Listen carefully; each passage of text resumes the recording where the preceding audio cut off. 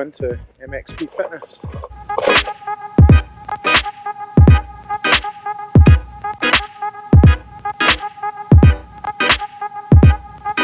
Vlogging. Are you actually? Yeah. I'm vlogging, mate. Vlogging. How are you? I'm good. Better than this guy, anyway. Hi!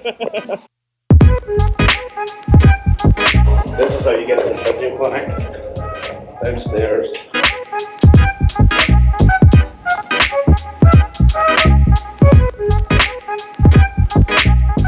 And we're here.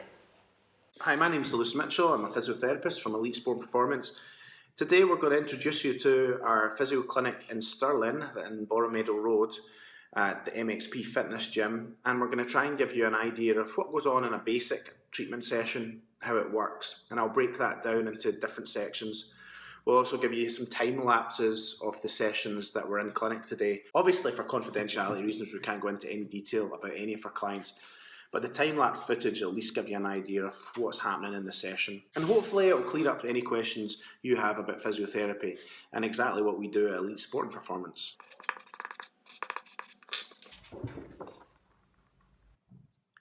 The subjective exam is the first part of a physiotherapy assessment, and it gives you, the client, an opportunity to tell us, the clinician, a little bit about your problem that you're presenting with, whether that's pain or stiffness or pins and needles. We'll ask you a few questions on your general health, maybe what you do for a living, what your hobbies are, do you do any sports? We'll ask you a little bit about the background to the injury. How did it happen? When did it happen? Has it got better since then? Is it worse?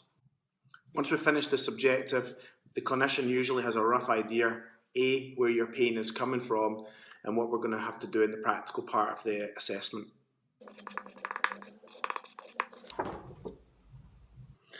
The objective exam is basically an opportunity for us to put you through the tests, to give you an MOT and try and establish what's working well. Generally, this starts with us having a look at your body. So it might be, if it's your shoulder, we'd look at you with your t-shirt off and maybe in a vest top or something like that. We'll assess the symmetry of the area. We're looking for any obvious deformities or dysfunctions, things that just shouldn't really be there. Once we've had a good look at that and checked that out, then we look at the range of motion at that joint. We might ask you to move your shoulder through different planes of movement, flexion, abduction, extension, for instance. Once we've done that, the clinician usually will take the arm or the limb and they'll perform the movement themselves to get a feel for how the joint feels and whether it's moving the way it should. After that, we will test the muscles and see how strong they are. Are there any tears? Is there any weakness? Once we've done that, we'll have a look at some of the special tests, and these all vary depending on what kind of problem you're coming in with. Once we finish the movement parts of the examination, then we'll have a feel into the tendon, the joint, the area where you're having problems, and see if we can reproduce some of your symptoms.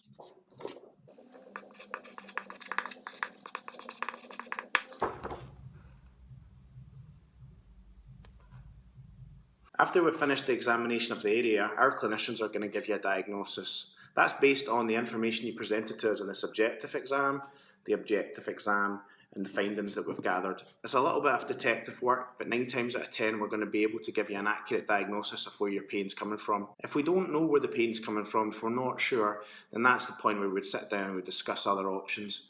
Do we need to refer you on to an orthopaedic consultant? Maybe we need to send you back to see your GP. Most of the time that's rare though, and an onward referral isn't necessary. The next part of the assessment is to give you some treatment. And usually in the first assessment, the treatment will consist of some exercises for you to take home and work with. If the clinician has time, we'll try and give you some hands-on treatment in your first session also.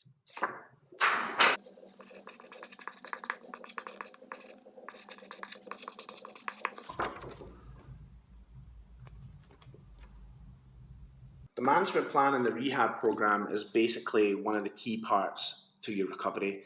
It's all very well being able to give you an accurate diagnosis and establish where the pain's coming from, but unless we draw up an accurate management plan and a treatment program of where we're going that incorporates physical rehabilitation, then I'm afraid our chances of getting rid of your problem for good are limited.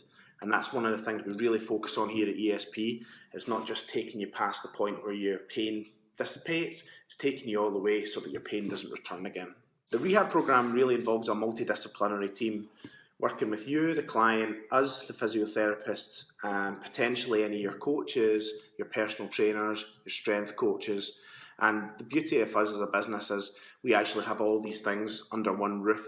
So if you are an athlete of ours and you work with us, then there's good communication between us and obviously all of the other staff members. A phased physical rehabilitation programme is where all the scientific evidence lies. It's well documented in the research and the literature that a physical rehabilitation programme is what's going to take you from point A to point B, i.e. a successful return to activity and sport with full function and no pain. Well, that about sums it up. Thanks very much for watching, guys. I hope that gave you a nice insight into the world of physiotherapy, our Stirling clinic at MXP Fitness on Borrow Meadow Road in Stirling. If you liked the video, then please like the video. Feel free to ask any questions in the comments section below. And if you haven't already, please subscribe to our YouTube channel for weekly vlogs. Thanks a lot, and I'll see you next week.